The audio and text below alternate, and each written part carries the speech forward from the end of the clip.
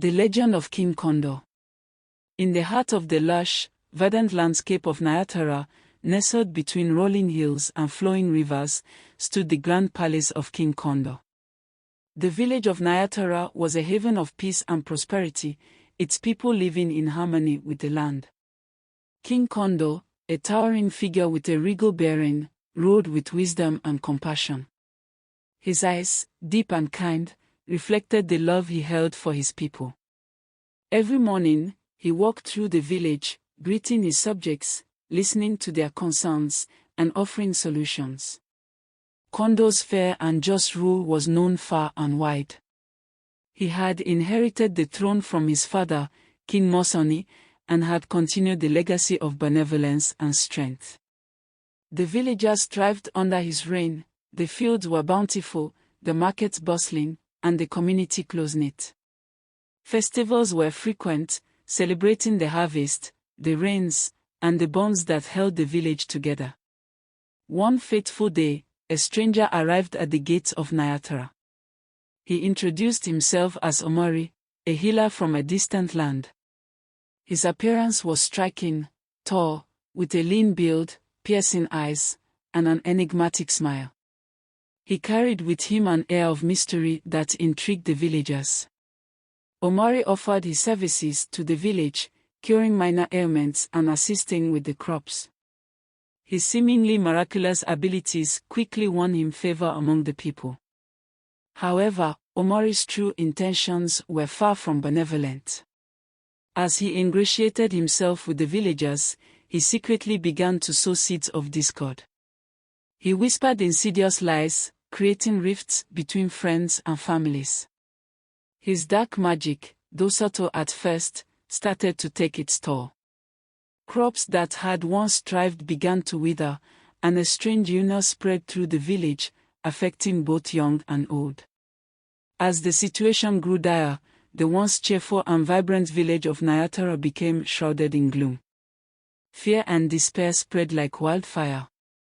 King Kondo, sensing the growing unease, summoned his council of elders and advisors. They convened in the grand hall, their faces etched with worry. "What is happening to our beloved Nayatara?" Kondo asked, his voice tinged with concern. "We do not know, my king," replied Elder Jumo, the oldest and wisest of the council. "But we suspect a dark force is at play." The village healer, Nia, confirmed their fears. "I have tried every remedy I know, but nothing seems to work. The crops wither no matter what we do, and the illness is unlike anything I've seen." Determined to uncover the truth, King Kondo decided to seek counsel from the spirits of their ancestors. He knew that the journey would be perilous, but he was willing to face any danger to save his people. With a heavy heart and a determined spirit, King Kondo set out on his journey to the sacred mountains. The path was treacherous, filled with narrow ledges and fierce winds. Each step tested his resolve. He climbed steep cliffs, navigated dense forests, and crossed raging rivers. One night, as he camped by a river, he was visited by a wise old owl. The owl, with eyes that seemed to pierce through the darkness, spoke to him in a cryptic voice.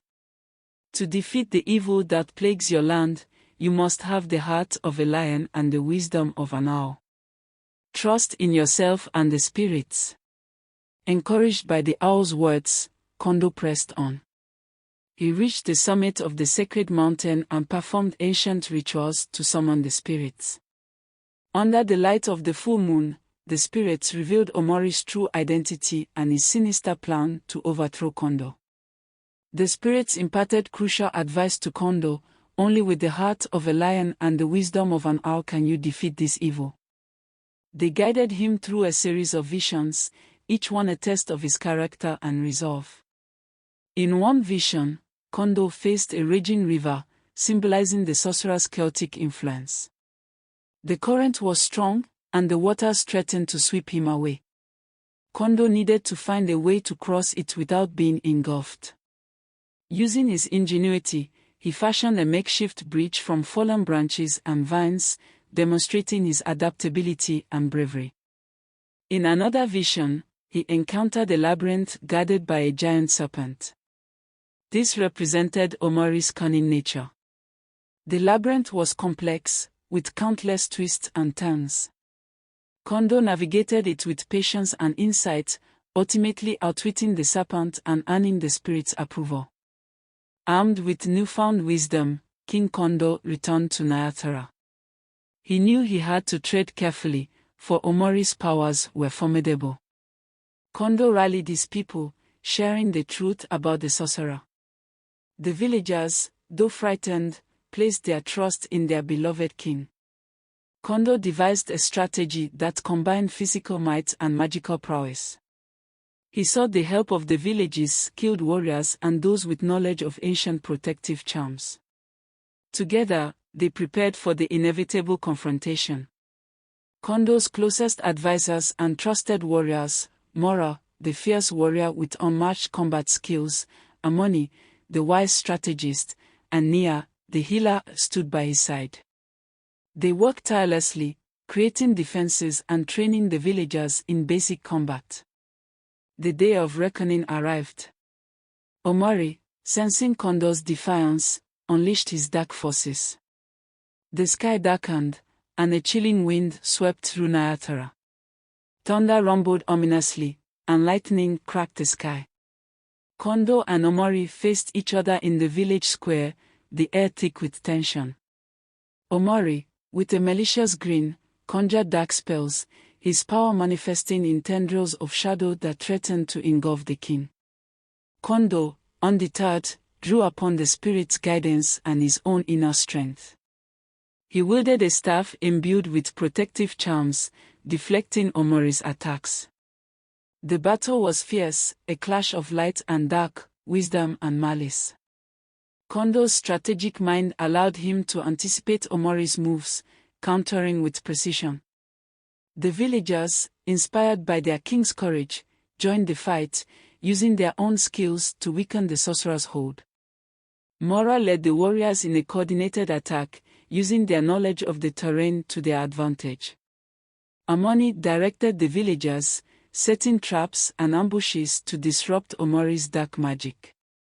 Nia, using her healing abilities, tended to the wounded and provided magical support. As the battle raged on, Kondo and Omori exchanged powerful blows. Kondo's heart raced, but he remained focused, remembering the spirit's guidance. With a final, desperate move, Omori summoned a tempest, hoping to obliterate Kondo. But the king, with the heart of a lion and the wisdom of an owl, stood resolute. He channeled the spirit's power, creating a shield that reflected the sorcerer's dark magic back upon him. Omori's own malevolence became his undoing. The dark energy consumed him, leaving only a whisper of his once formidable presence. The storm subsided, and light returned to Nayatara. The villagers erupted in cheers, their spirits lifted by the victory. Kondo's triumph over Omori was celebrated far and wide. Peace and prosperity returned to Nayatara, and the people flourished under Kondo's wise and just rule. Kondo, Mora, Amoni, and Nia stood before the villagers, their faces glowing with pride and relief. "This victory belongs to all of us," Kondo declared. "Together, we have overcome darkness and restored light to our land." The village held a grand feast, celebrating their unity and resilience. Songs were sung, and tales of the battle were shared. The bond between the villagers was stronger than ever, forged in the fires of adversity. King Kondo's tale shows that courage, wisdom, and unity can overcome even the greatest challenges.